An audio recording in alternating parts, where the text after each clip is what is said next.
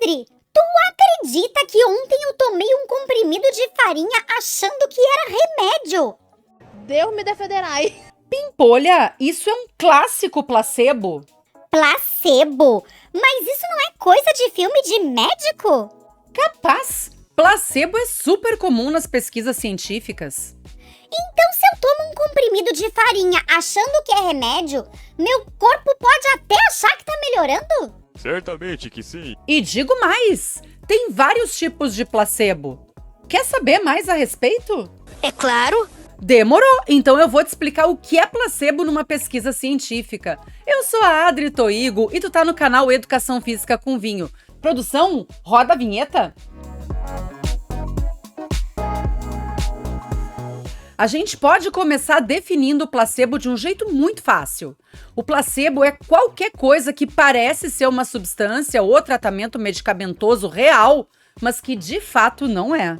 Pegadinha do malandro. O placebo normalmente é usado para definir um medicamento que não apresenta nenhum efeito físico sobre o paciente e pode, por exemplo, ser uma pílula de açúcar ou farinha, injeções de solução salina ou água destilada, ou até mesmo uma cirurgia simulada.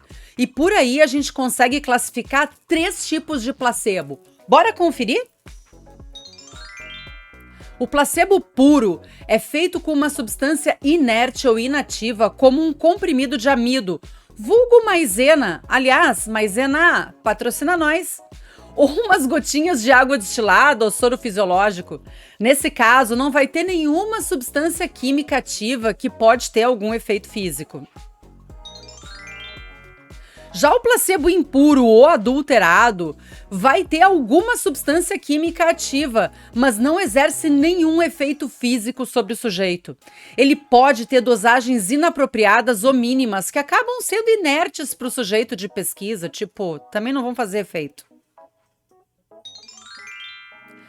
Finalmente, o placebo ativo tem medicamentos com ação farmacológica ativa, mas que são prescritos e usados de forma errada e por isso o efeito físico acaba sendo anulado.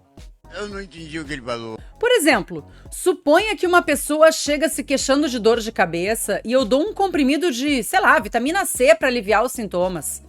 A pessoa toma achando que é um analgésico de ação rápida e logo não sente mais nada. Pode isso, Arnaldo! Por muitos anos, o placebo foi utilizado nos estudos clínicos só para testar a efetividade do tratamento de novos medicamentos na área da medicina, como a cardiologia, a cirurgia ou a psiquiatria.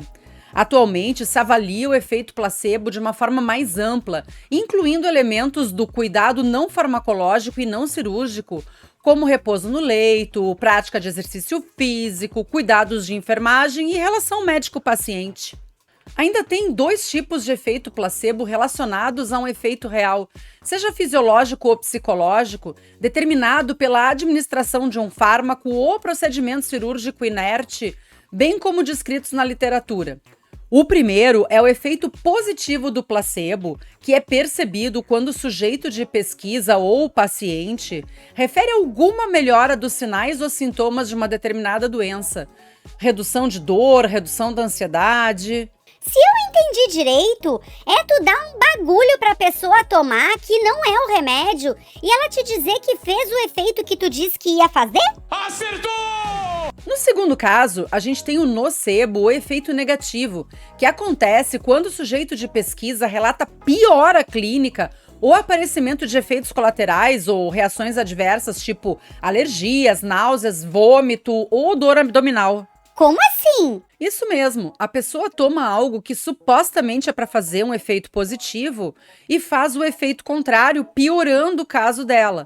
Como, por exemplo, tomar alguma substância para melhorar a performance durante uma competição, só que essa substância, ao invés de diminuir a fadiga, causa uma caganeira na pessoa. Que nojo. Ou então, usar um determinado produto que supostamente faria um efeito positivo, mas na verdade é inerte. Não vai fazer nem bem, nem mal. Rapaz, tá certo isso? Resumo da ópera. A ideia do placebo é que o cérebro possa convencer o corpo de que o falso tratamento é real e o efeito do tratamento placebo pode acabar se tornando mais do que um pensamento positivo do que aquela droga de fato funciona. Muitas vezes, o placebo pode, inclusive, regular sintomas de uma determinada doença, como, por exemplo, a redução da dor e da insônia relacionada ao estresse.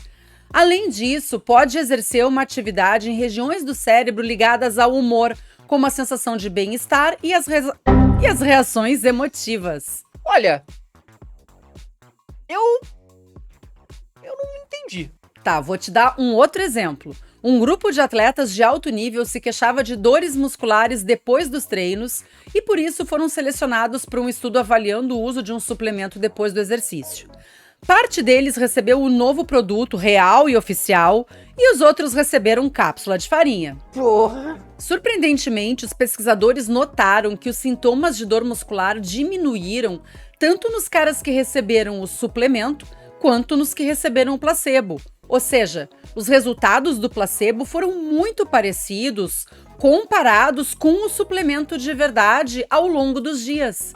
Nesse exemplo, a gente pode pensar em algumas variáveis ligadas ao efeito placebo, como a expectativa de recompensa por parte do atleta ao receber qualquer suplementação e o controle do fator de ansiedade. O interessante é observar que tem um efeito específico do placebo de acordo com algumas variáveis que incluem fonte, componentes e mecanismos.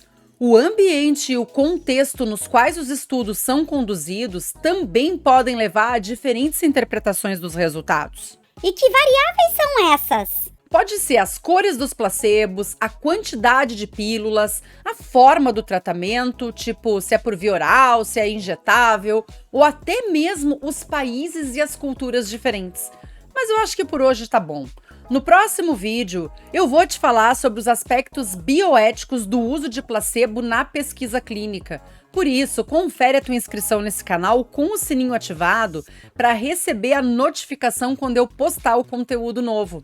Se tu quiser contribuir com o canal mandando um pix de qualquer valor ou um valeu demais, eu vou ficar muito feliz. Aliás, esse e-mail também é por onde tu pode me chamar se precisar de uma mentoria para o teu trabalho acadêmico.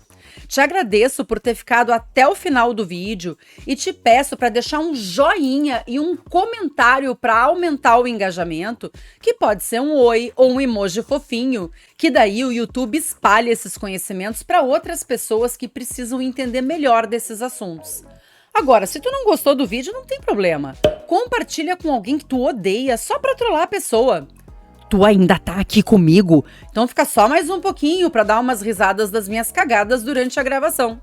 Hoje eu vou ficando por aqui. Um beijo da bruxa e até a próxima!